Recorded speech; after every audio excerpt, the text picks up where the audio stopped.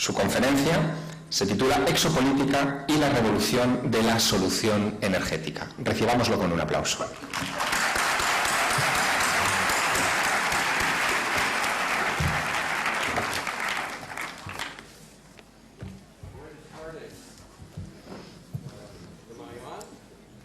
El micro, por favor.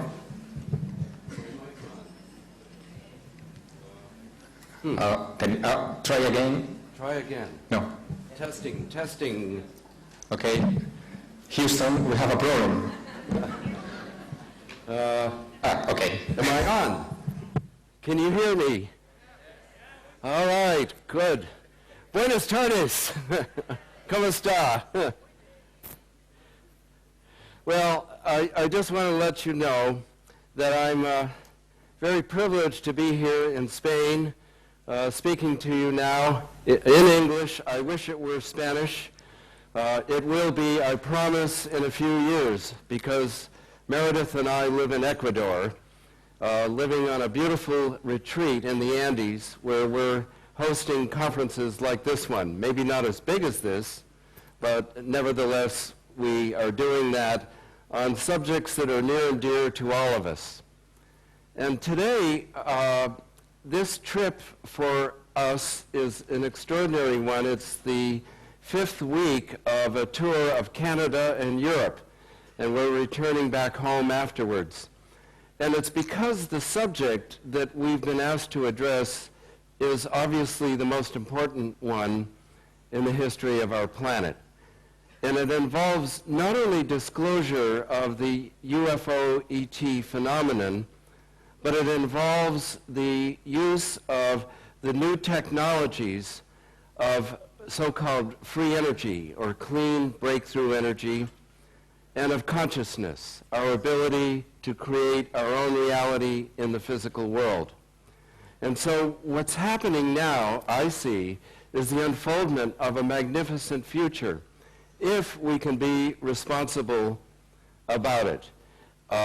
30 years ago, when I was at Princeton University in the physics department doing mainstream physics and minding my own business, I had a remote viewing experience. I had a near-death experience. And I had a healing experience. And all of that prompted me to expand my box of science, to expand the scientific inquiry that I was involved in and that my colleagues at Princeton were not involved in. And so therefore, for the past 30 years, I've been an independent scientist. Now, one disclaimer I want to make is that I am a scientist at heart and in practice. My role is not to make predictions or to vet stories of this person or that person's experience.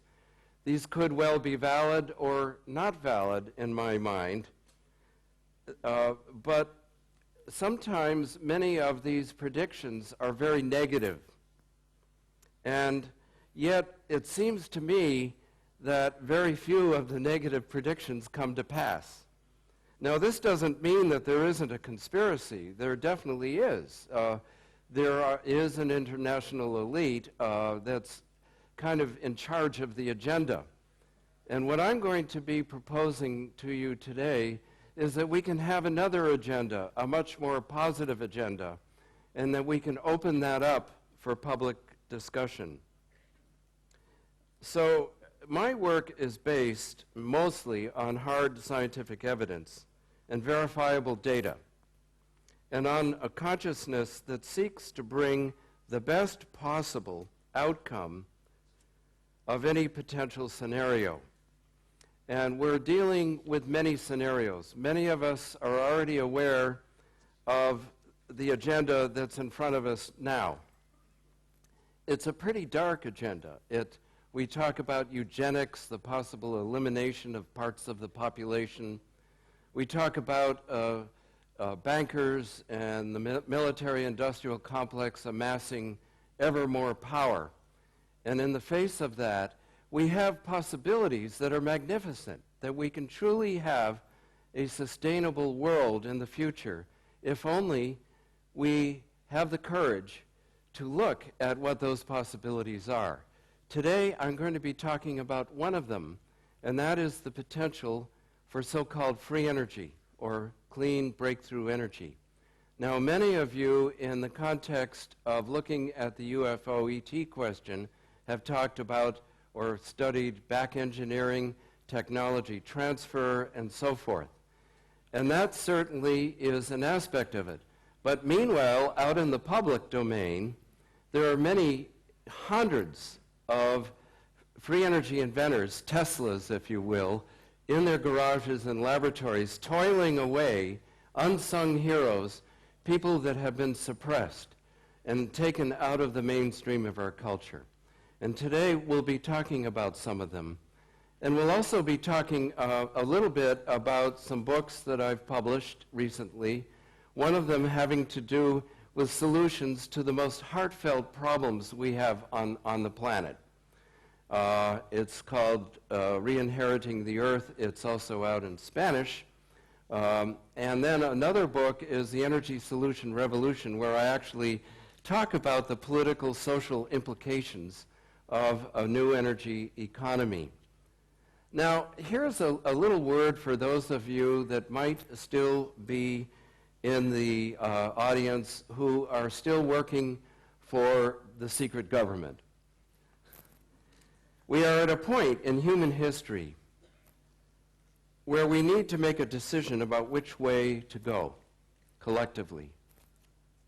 And I want to speak to those of you that may be sitting here who may see it as their duty to be the watchdogs for those who want to maintain the current balance of power.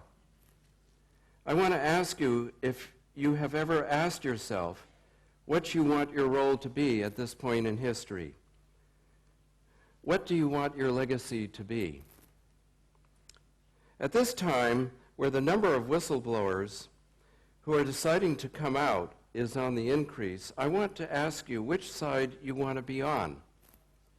How does it feel to know that the technologies that the planet needs are available or could soon become available, and yet you remain silent? How does it feel to harass your peers in the name of patriotism and enduring national security, and to protect an elitist agenda that has already given up on the chance for all of humanity to evolve and to benefit from a collective change in consciousness? Now is the time to exercise your free will and make sure that your birthright, it is your birthright to decide which path you will take at this point onward. Every moment of the rest of your life is an opportunity to turn it around for yourself. And through your contribution for the human collective to be able to evolve to its next step. The choice is yours. Thank you for that listening. It's, I think, a very important juncture of our history, because it's very clear to me, having visited the laboratories of the leading new energy and consciousness researchers on this planet, we are on the brink of a tremendous quantum leap of a new paradigm. And we need to go into it now and embrace it with all our hearts and have the courage to walk through the known into the unknown. And as they say, the fear of the unknown is the biggest fear there is. There's another phrase, better the devil you know than the devil you don't know. And the fear is all around us. But we live in the stars, and we're moved at last by our greatest adventures. And so I invite you to embrace some of the information which my colleagues and I will be sharing with you during this conference. And so with some of those remarks, now we will get into the energy solution revolution. So if we could have the first slide, please.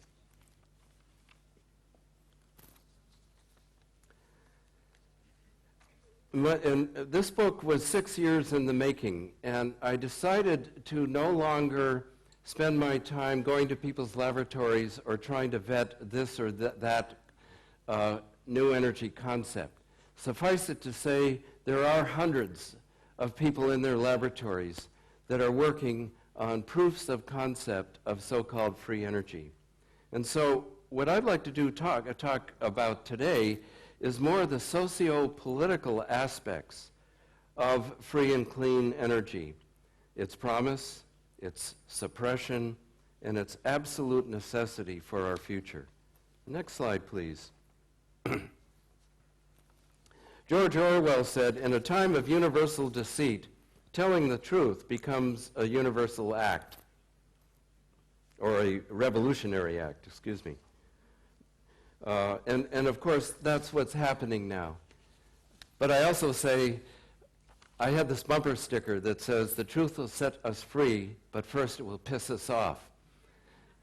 And yesterday we talked about fear. We talked about the fact that people are getting angry because many of us know in our hearts our future can be very different from that which is being presented to us by our leaders, and that the truth is awaiting us. But anger is an inevitable part of the process. And what I'm hoping for in the long run is a process of truth and reconciliation, a process of truth-telling and an exchange of information with those forces that are now perhaps themselves afraid of the anger that could be leveled against them for having held secrets for so long. We hope that eventually we can all forgive and move on and create a future of positive consciousness. The next slide, and this is a good one, Isaac Asimov. "When stupidity is considered patriotism, it is unsafe to be intelligent." And in the United States, my native country, I regret to say that there's been a dumbing down process, and the media has been a big part of it.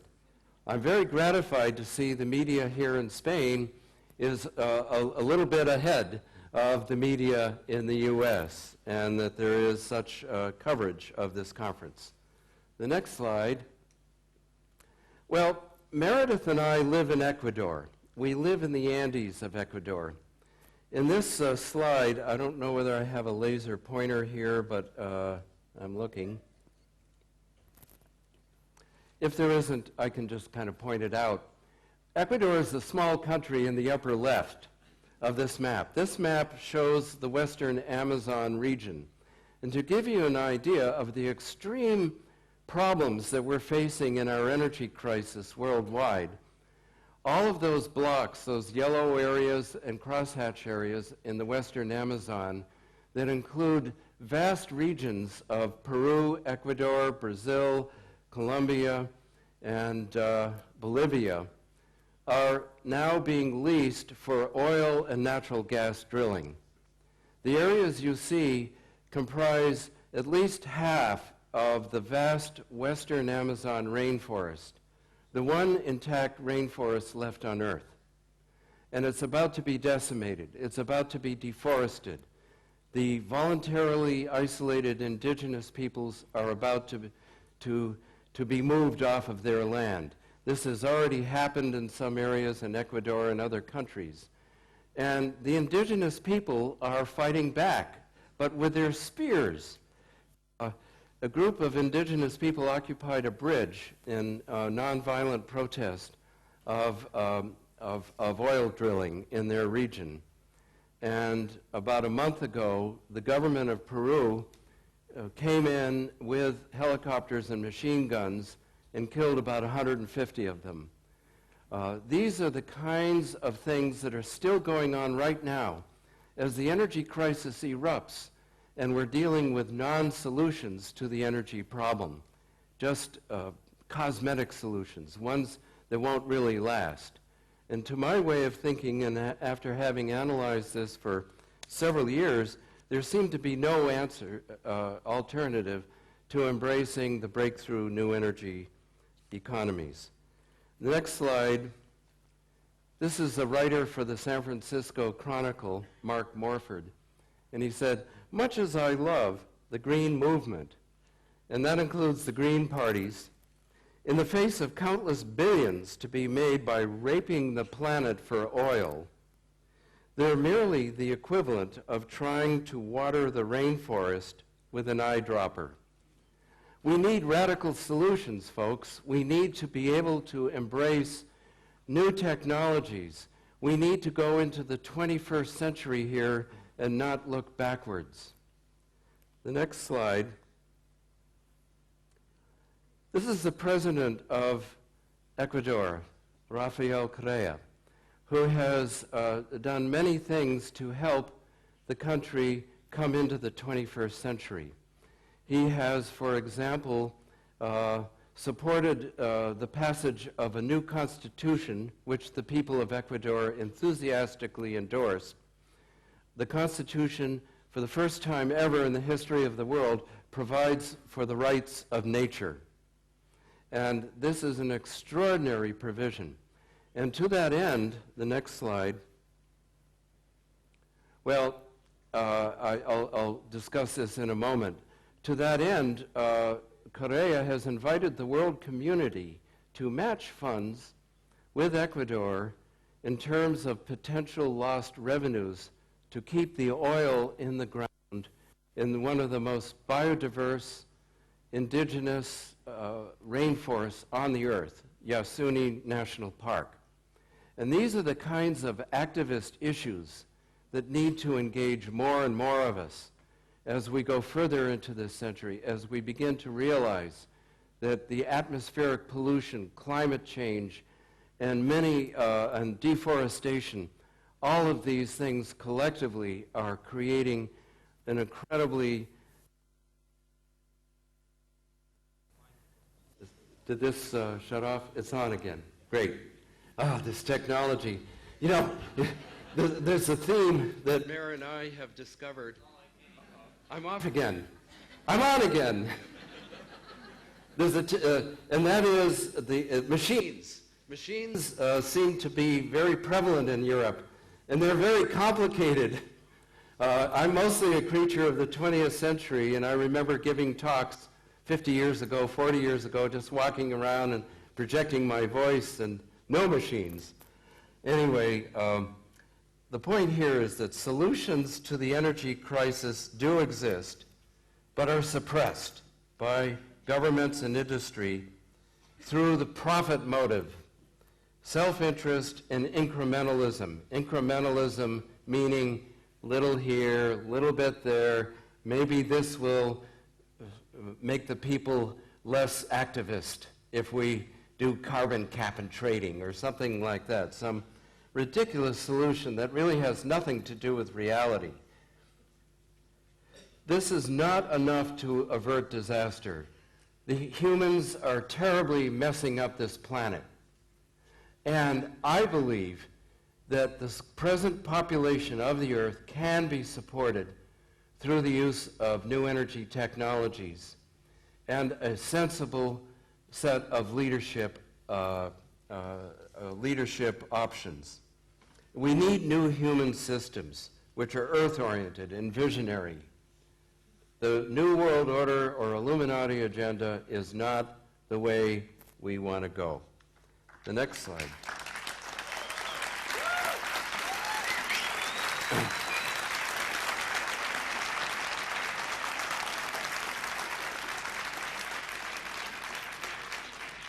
The next slide. Let's say we could create our own future instead of being subjected to others' agendas. What kind of energy source do we want? We want clean energy, really clean energy, zero emissions, minimal life cycle, environmental costs, and we want it to be renewable. And it's very strange that sometimes people say solar or wind are renewable or biofuels. Well, yes, they're renewable, but they're not really because they're incredibly materials intensive and capital intensive and land intensive. We want the energy source to be cheap. We want it to be affordable to everyone. We want to end the energy monopolies that are controlling the world. And we want the energy to be decentralized. We don't need big power plants or power grids that litter the landscape. And we want the energy to be safe and publicly accountable. No weapons, no secrecy, no greed. Next slide. Well, the bulk of energy we now use is obviously unsustainable and is destroying the world through wars of conquest, pollution, and irreversible civilization-destroying climate change. The next slide. The hydrocarbons, for example, oil, coal, natural gas. It's terrible. 100 million people a year die of emphysema and other lung diseases because of air pollution, just because of the routine burning of hydrocarbons. Nuclear power, it's expensive, it's unsafe. We all remember Chernobyl. There's no safe disposal of the long-lived radioactive waste that we're leaving to future generations for thousands of years. And, of course, using nuclear technology, there's the potential for the global proliferation of doomsday weapons and distributed targets for terrorists. Now, some people say, let's have a hydrogen economy. Well, there's a problem there, and that is that it takes more energy to produce the hydrogen than you get out of it. The same is true, by the way, of electric cars and air cars. You have to have an energy source somewhere to compress the air or an energy source for the electricity. So in the long run, that's a no-win situation. I'm sorry, I wish I could say otherwise. Biofuels. Biofuels are a disaster. They compete with agriculture.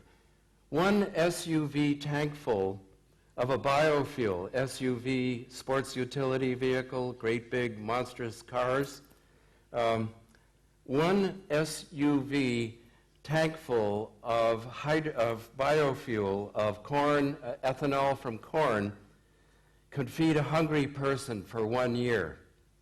That is just utterly ridiculous. It competes with agriculture, and it pollutes just like the hydrocarbons. And you have to develop a huge infrastructure.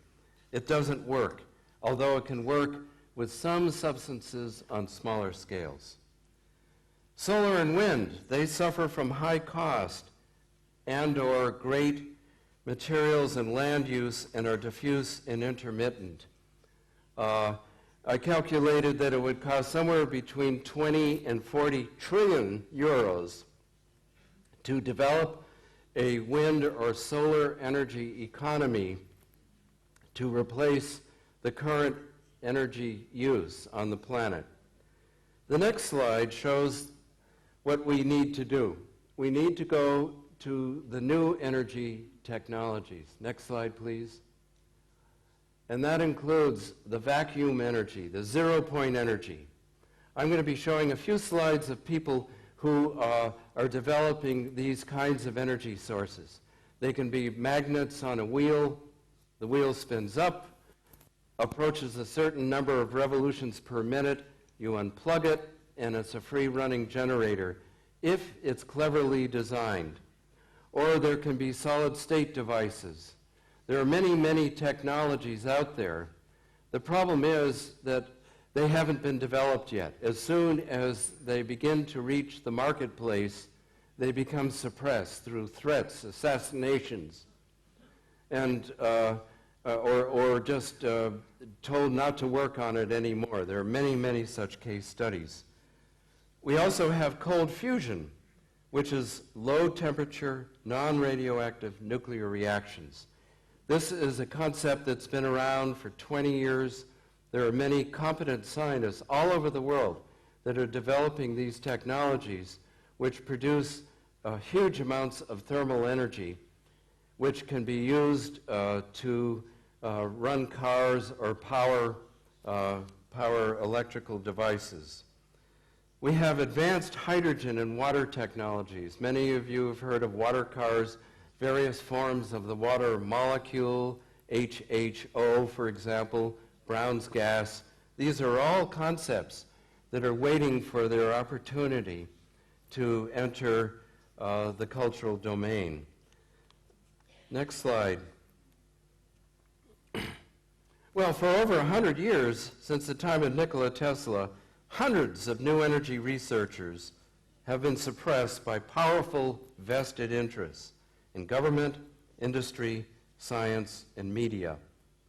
But only with modest investments we can develop and make available new energy devices. Now, the next slide will say, well, some people still believe that solution energy cannot exist because it violates existing scientific laws. Well, guess what, folks? There are no laws in science, only theories. And the so-called laws of thermodynamics apply to only a narrow range of conditions. And there are many, many conditions in which those theories can be violated. Another mythology of solution energy is that it is so advanced, its use must be further in the future. We must only look backwards at what already exists. In other words, if people say, well, we have the latest solar energy or wind energy technology or biofuel technology, yeah, that's going to help a little bit here and there. But what we're talking about here are energy concepts that create billions of times more energy than any of the conventional sources. And a lot of people will say, well, this violates the laws of conservation of energy. No, actually, not at all. It's just that the system we've defined is much larger than we had previously thought. And then indeed, every point in time and space has an infinite potential energy field that we can tap. And now the UFO ET phenomenon becomes very important here because, of course, we see craft that apparently violate the so-called Newtonian laws of physics all the time through their very, very unusual motions and anti-gravity technology. Well, this is the very same thing. It's a very closely related phenomenon. Another mythology is that we can trust governments and the marketplace to support the research and development. That isn't true. Believe me, I have tried to approach the U.S. Department of Energy, which supports research in fossil fuels, hydrocarbons, nuclear power, and even a little bit for solar and wind. But they haven't listened at all to these possibilities. Next slide. So who are the suppressors of new energy technologies? It's many people. The scientists. The scientists are among the biggest suppressors because, you see, many of them, I was once one of these people. I was at Princeton and Cornell, and I didn't support new energy research because I would have lost my job. And many scientists lose their job when they start to venture outside of the box of conventional thinking. It's very interesting that throughout the history of science, these things have happened. Bertrand Russell one time said that the resistance to a new idea increases as the square of its importance. And the scientists are in the front lines of resisting this change. Not all scientists, but most scientists. The scientists denied, for example, the early days of aviation. When the Wright brothers first flew an airplane in 1903, the reporter that covered that was fired from his position because his editor didn't believe that it was possible. And then Scientific American ran an editorial saying, well, because it wasn't reported, it's not possible. It's a fraud. The environmentalists have not really supported this, the green movement, because they don't think big enough. The green movement needs more vision. It used to have it. I had it when I worked with the U.S. Congress in the 1970s. But since Ronald Reagan became president and secrecy became a big thing in the United States, the environmental movement also became suppressed. The large corporations, they don't want new energy because they have too much of a vested interest in conventional ways of producing power and fuel. And powerful governments don't want it because they're controlled by the large corporations. I'm back on again. Good. The mainstream media also suppresses this. Believe me, this has happened many times. The BBC one time invited me to appear on one of their shows on new energy technologies. I accepted, and then 2 days later, the executive producer told the producer, we're not going to cover that. We're only going to cover that which is already authorized by governments. And so it goes. It's a big conundrum. Another suppressor of new energy are ourselves. Just through our inactivity, we support by default the primacy of existing energy. And so there's hardly anybody supporting these breakthroughs. So many vested interests are threatened by the possibility of an abundant, sustainable future with clean breakthrough energy, and it's denied. The next slide. Well, some of us convened the best and brightest inventors of free energy devices in an attempt to create a colleagueship, a whole new institutionalization. And so we met in 1993 in Colorado, and the next slide, these are some of the inventors. We met the following year as well, but I did a world tour in the 1990s of some of the inventors of free energy devices. For example, Paramount Mahasa Tiwari in India and Shiji Inamada in Japan. The next slide, or Troy Reed in the United States, or Yul Brown. Next slide. This is another shot of Yul Brown. These are photographs I took and investigations I did during the 1990s showing the proof of concept of these breakthrough energy technologies. The next slide. Sparky Sweet, he had a little magnetic device that was specially conditioned, a solid-state device that was able to light up a bank of light bulbs. The next slide. John Hutchison from Canada, who does remarkable work on anti-gravity and free energy demonstrations. The next slide. Tom Bearden, who is one of the great minds in free energy technology and who wrote the book Energy from the Vacuum. Next slide. We also have a very sad series of sad stories where some people have been murdered, such as Eugene Maloff, the editor of Infinite Energy magazine. In 2004, he was murdered, probably in assassination. And Stefan Marinov, the gentleman on your right, who is a Bulgarian inventor and professor at the University of Graz in Austria, who was seen falling from the 10th story of his library building to his death. There are many, many people who have not survived the conditions of suppression here. We also have in the middle there Randall Mills, who has developed a remarkable technology. He's at Blacklight Power in the United States, which develops certain hydrogen plasma cells that produce about 100 times more energy than go into it. The next slide. And this was another meeting of free energy inventors and researchers held in Colorado. And there are many people that you might recognize in this photograph. Many of these people are no longer with us. One still is, and he's sort of in the front row, and that's Jim Carrey, the actor. And you're wondering, what is Jim Carrey doing with a number of eggheads that are inventing free energy devices? Well, he was filming Dumb and Dumber while we were trying to be smart and smarter.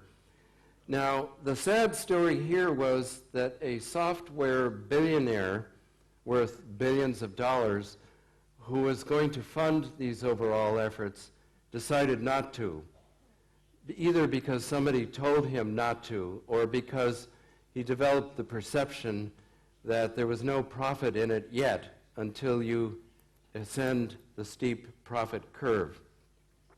The next slide. Well, let's go on to the next one. This is an interesting quote from Tom Bearden, but let's go to the next. Adam Trombley, who is one of the great inventors of free energy devices and was told by the government not to do it anymore, I love this quote. He says, "There's a limitless and practically useful energy anywhere you stand or sit. We can feel it and we can be it. We can tap into it with real technologies. We can light our homes and drive our quiet, clean vehicles as the wounds of our tortured earth are healed forever. Let's take our planet back. Let's start now." Next slide.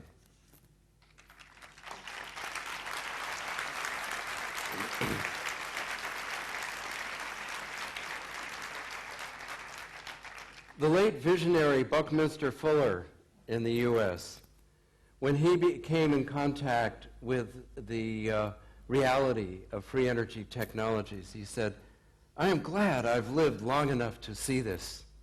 It is simply wonderful. I hope and pray you will live long enough to see the principle upon which this artifact is based become the new energy source for all passengers in Spaceship Earth." Next slide.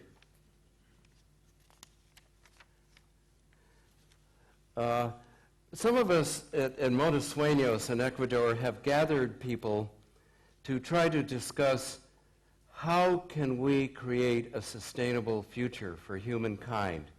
One such was called the Phoenix Gathering. We did this a year ago, and besides discussing the relocalization movement, the importance of growing your own food and coming back to the villages and having local government currencies and sustainable practices, which is, I think, very important nowadays, we also discussed the possibility of a new energy economy. We're going to go to the next one now, and the next one, and the next one. Well, we won't get into that too much. Another man who just left us from this planet, Sir Arthur C. Clarke, felt that a free energy future or cold fusion future does await us, that he's 99% sure of it, and that this is the greatest scientific scandal of all time to suppress these new technologies. And he also said one time, any sufficiently advanced technology is indistinguishable from magic. And I think that's one of the problems we all face in looking at the UFO ET phenomena, at looking at free energy, and at looking at the technologies of consciousness. The next slide. And yet, our choice of future energy sources should be openly debated. We shouldn't be suppressing the discussion of this. At the very least, they should be clean, cheap, reliable, safe, decentralized, and publicly transparent. We must transform our institutions to adapt our energy technologies to the needs of the 20th century rather than look back at the 20th century. Next slide. Well, the late Martin Luther King said this, "To ignore evil is to become an accomplice to it." And there certainly is a lot of malevolence around. I see it as a consciousness, not at blaming individuals, but a consciousness which seems to grip so many of us, and hence my remarks to ask those of you that are still working on the other side of the fence of the great divide of agendas to reconsider, to consider the journey of your soul, and to look at ways that you can expand your consciousness, go beyond the fear, go beyond the anger, and to embrace a positive future for all of humankind. The next slide. Embracing the possibility of a breakthrough energy solution revolution should be our mandate, not an idle speculation to be ignored or ridiculed or feared. And that's really the main point I want to make here, is that we're not talking about a certain future. We're not trying to talk about, well, prove this or prove that concept works or doesn't work. What we're talking about is a human effort, an Apollo program, if you will, to come together and research those technologies of energy and of consciousness. Now, the technologies of consciousness, I think, are just as important. And it's turning out that many free energy devices work in the presence of people who combine in positive intention. And there are many experiments out there now that show that people coming together, combined in positive intention, can literally heal, can literally produce energy, can literally create our own reality. And we see that a lot in the UFO-ET phenomenon. I think that's showing the way. It's showing the way in which humanity can get beyond its fears, beyond its assumptions of materialism and reductionism, and to be able to embrace, through combined positive intention, a positive future of all humankind. There are many, many experimental proofs of the power of our consciousness. The next slide. Thank you.